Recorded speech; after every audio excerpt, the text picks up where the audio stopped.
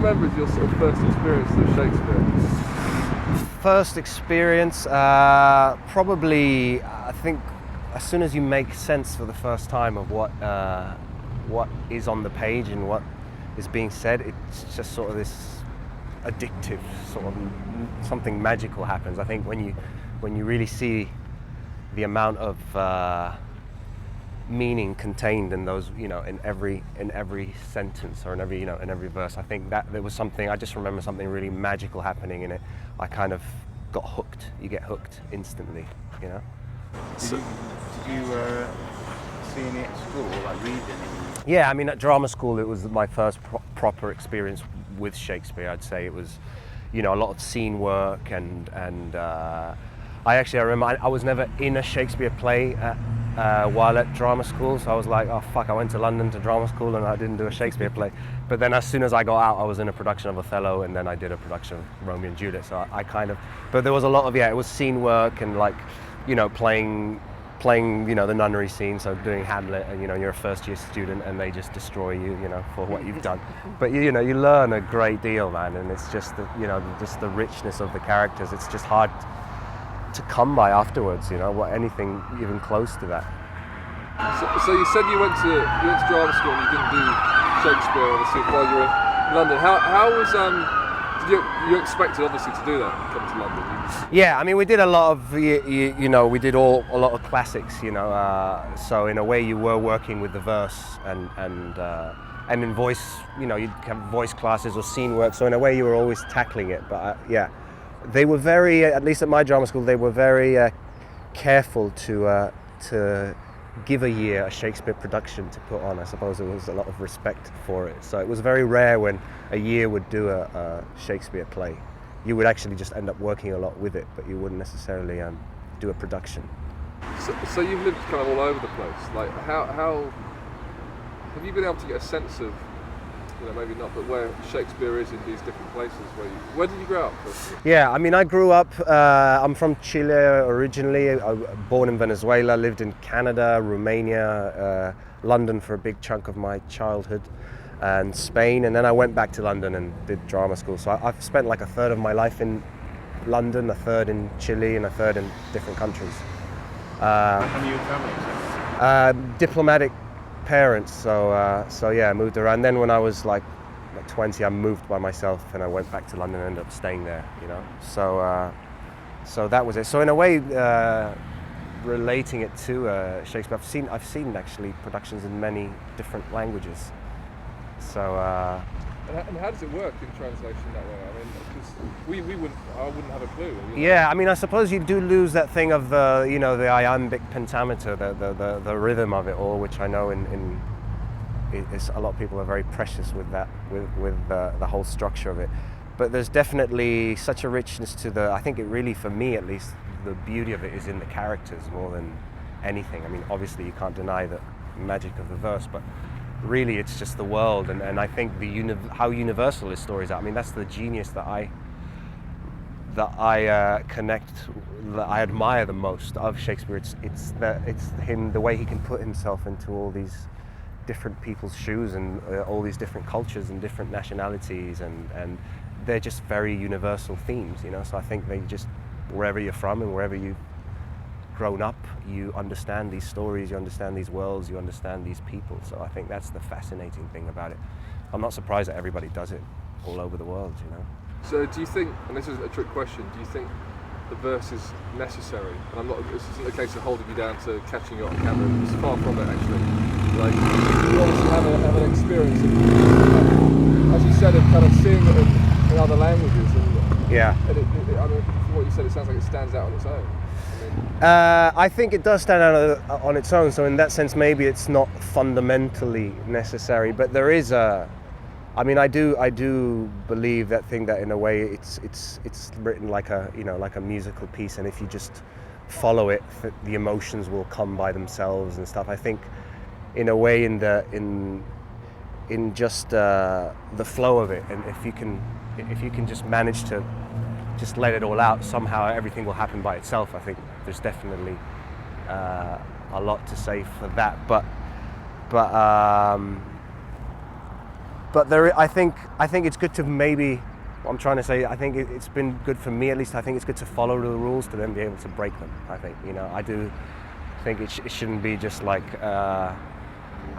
just do it your own way. I think it's great to, I did all the exercises with the ball, when you catch it and you throw it and that whole thing. What is that? Well, where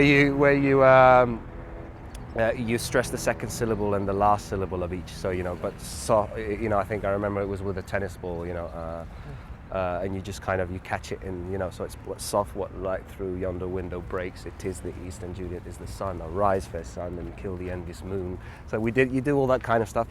But I think it's great to do that, get it in, and then so you can let go. Not that it's easy to then let go, because if not, you can just everyone go home, learn it, and then you just do it. I mean, what would be the point of rehearsal if not, But I never knew about that. I only discovered that when I did Romeo and Juliet production. We had someone come in and work with us that way, and it opened up a whole new thing for me, man, when I did it, yeah. So you must speak different languages? I do. I'm fluent in mother tongue in a way is Spanish, but English I've spoken it since I can remember, So, and then I speak a bit of Italian and French, and yeah. That must come in quite handy. It's handy, man. Yeah, it is handy. I think there's something in when you have to speak a different language.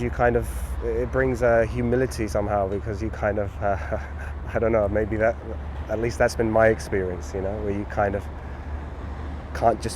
be the person you're used to being. You can't be yourself as much. So it's great, man. I love that part of acting. I've also, I love that thing about languages in my profession. The playing around with accents and different cultures, and I think a lot of the time those things can inform characters. So, what were the things since you left Jarvis Muse, you've done a couple of Shakespeare productions? Yeah. What were the difficulties that you came across? Many, I mean.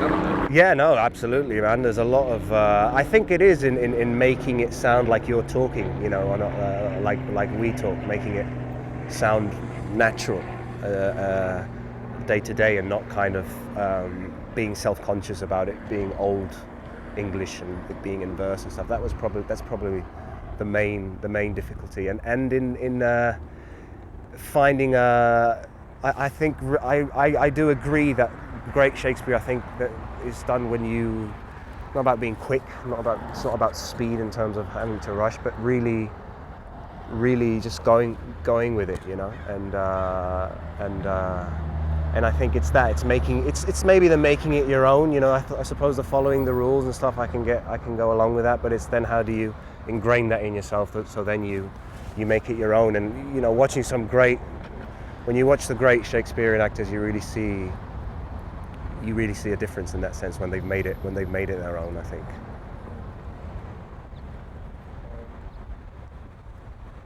What do you think of Shakespeare's work on film? I love that.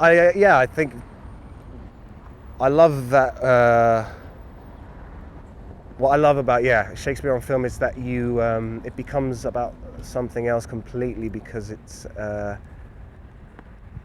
film has this thing to it where its images are so powerful, so you can really tackle stories from a different perspective, and I do think that the great Shakespearean films work when you do abbreviate a lot of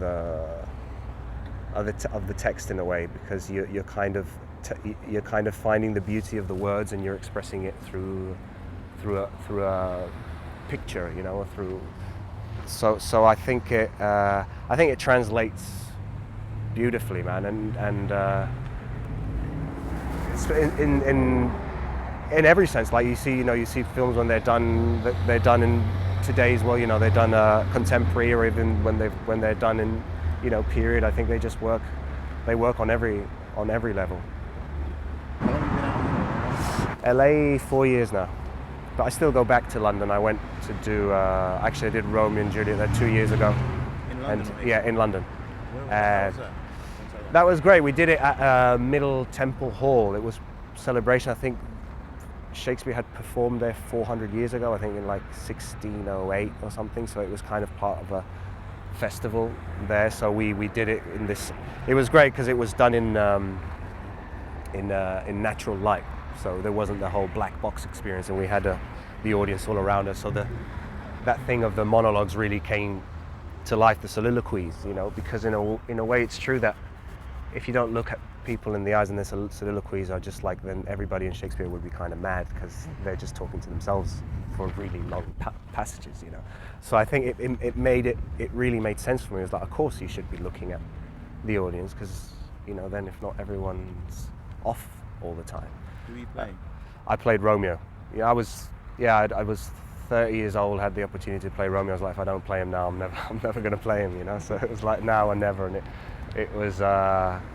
I loved it, man. I loved it, and I think you grow so much just by tackling that material and by doing that, and it definitely, like I said, it becomes very addictive. It's like I really would like to go back And where did you do start some from? more. Did you start by going, okay, well, I've seen this film, or I've seen this production, and I've kind of got my ideas, or did you just tackle it as straight on? I did. I mean, obviously, I didn't like start watching films and stuff. I'd seen a lot. I hadn't really seen many productions, and I suppose I didn't go through that whole, you know, I didn't do the school at that time in English. I didn't go through maybe the whole GCSE or just like kind of really studying it to a point where you're kind of told it should be this way, should be that way, and I tried to tackle it as fresh as possible and try to interpret it in my own way. And you know, it's always scary because you know so many people have got strong opinions about how it should be, and they've seen so many. You know,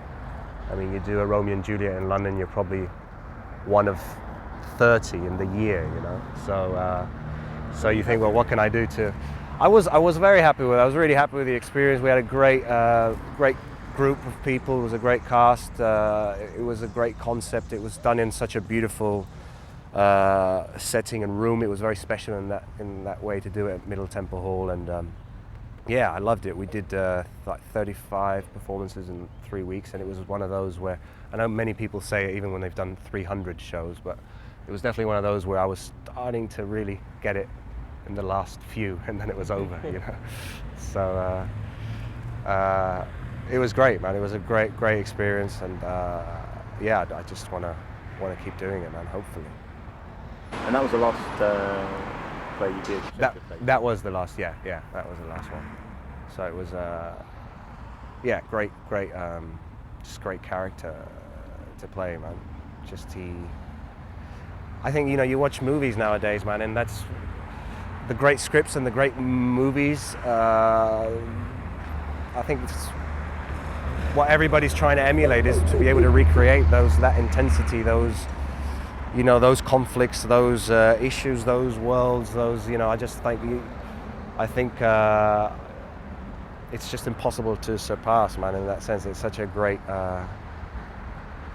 it's such a powerful, yeah, just really powerful world in every sense, man, and it's no wonder that it's just keeps getting done over and over again, man, and you just hope it'll always be around, you just know it, man. Yeah. So I mean, there's theatres in this town, right? There's not many, but there's not small thing. Yeah, there's not a lot of theatre here. I mean, there's a big scene of kind of, actually on this street, on Santa Monica, further down, there's a lot of little theatres, but I think they're like little companies that divide their own pieces and stuff. I've never seen Shakespeare here, actually, but I'm sure people are doing it, you know, they're doing it everywhere. It must go crazy if someone said, you said you're agent, you know, there's a Shakespeare play I want to do. Yeah, over here they'll be like, yeah, no, they're not. They wouldn't be fans of you going off and doing a Shakespeare over here, man. That's for sure. Yeah. I mean, the characters are just so psychologically complex. They're just so layered. And here you're constantly reading scripts, and I think Hollywood is just always looking for stories, you know, and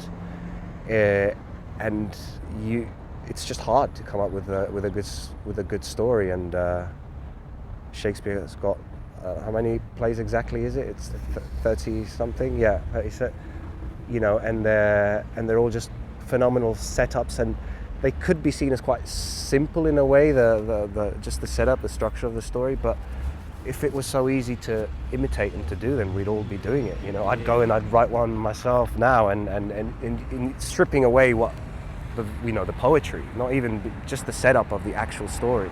You know, so it's just so rich in so many different areas, man.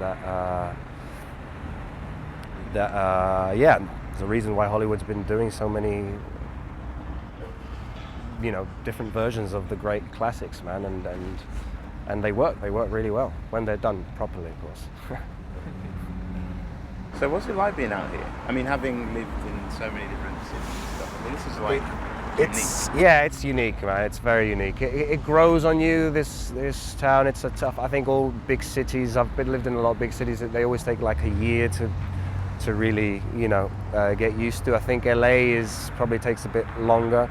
There's no, LA, there's no center to it. It's like, at least if you compare it to London, for example, London's a place you can be lonely, but you've got the vibe of the street, you go hang out and you've got life. Here you don't know where to go really, so it takes time it's kind of like a labyrinth in that way I see it, because there are things around that you've got to find them, yeah. And you didn't know anyone when you were there? Yeah, exactly. I mean, I knew people through people that I've worked, but this is kind of a town where people come, they get work and they leave, so it's also not, people that aren't always here at the same time, so it's a place you've got to learn to assume that you will be lonely, but it's part of it as well. But if you've got good people around you, then it makes it even better, and I think if you can leave every once in a while, it's very healthy. I think you've got to stick it out. No, it's never going to be easy. I mean, even if someone comes and hits the jackpot here and things start happening, eventually, it'll probably die down and you'll go through different periods. So it definitely makes you thick-skinned, so in that sense, it kind of, if you can make it work over here, if you stick it out, then it'll make you stronger, and if you're in it for the right reasons, and you're looking for a long career, which is what I am looking for, then you assume it differently. You have to take it stride by stride, step by step, and then you approach it differently. If you just want to, have your 15 minutes and come and try and make it all happen really quickly, then it's quite an English sort of perception, that, isn't it, as well, on work, kind of quite an actory perception as opposed to a fame perception. Well, yeah, I think if you compare, I think in England the actors, it's very much about you've got the training. It's really like approaches the craft. You get better through years, and you have to you go through a training, either drama school or working in the theatre and whatever, and you kind of, the actor builds. Whereas here, I think it's a different ethos. Like a lot of people are discovered straight away, and I think in that sense, I think that's why American actors they're great contemporary actors, because it's also very much it's people that it's more related to their personality, and they kind of they grab an interesting personality and then they're thrown into the system and they work, and it's great when it pops out. It's really interesting, But it's definitely different philosophies. And I think a balance of both things is very, very good. It's very good to understand it from both ways. And if you can have a bit of both, then it's good. It's a good tool to have. Both of them.